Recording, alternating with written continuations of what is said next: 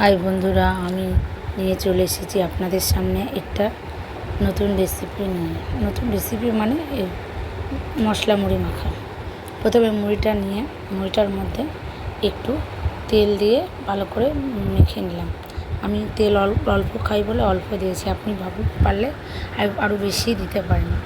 তারপরে সেটার মধ্যে একটু চানাচুর, একটু বাদাম দিয়ে দিলাম, ঝুরি ভাজা আর বাদাম দিয়ে দিলাম, দিয়ে একটু মেখে নিলাম। আর এরপরে একে একে আরেকটু ছিল, আরেকটু দিয়ে দিলাম। এরপরে একে একে ওর মধ্যে কুচানো শসা, কুচানো ছোলা, ভেজানো ছোলা আর সেদ্ধ করা আলু দিয়ে দেবো, আর কুচানো লঙ্কা, আর একটু পরিমাণ মতো নুন।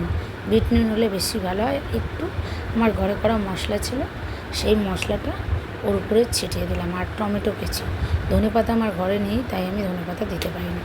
আপনারা চাইলে ধনেপাতা ওর মধ্যে দিয়ে দিতে পারেন, দিলে আরও বেশি টেস্টি হয়। এর মধ্যে আরেকটু টেস্টি হয়, যেটা হলো ঘটি গরমে যে মশলাটা দেয়, ওটা যদি আপনি বাজার থেকে কিনে আনতে পারেন তাহলে আরও বেশি টেস্টি হয়। আমার ঘরে ছিল না তাই আমি দিইনি, কিন্তু তাতেও খারাপ লাগছে না খেতে। এরকমভাবে কে মুড়ি মেখে খেয়েছেন মশলা মুড়ি ঘরে? আমার মনে হয় বাজারের মশলা মুড়ির থেকে বেশি টেস্ট হয়েছে খেতে। কে এরকম মুড়ি মাখা খেতে পছন্দ করেন কমেন্ট করে অবশ্যই জানাবেন।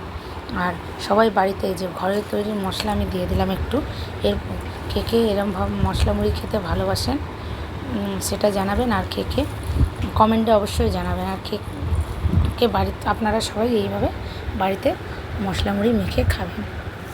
বাই বন্ধুরা, আবার ফিরে আসবো আর একটা নতুন ভিডিও নিয়ে পরের দিন। পাশে থাকুন, সাথে থাকুন।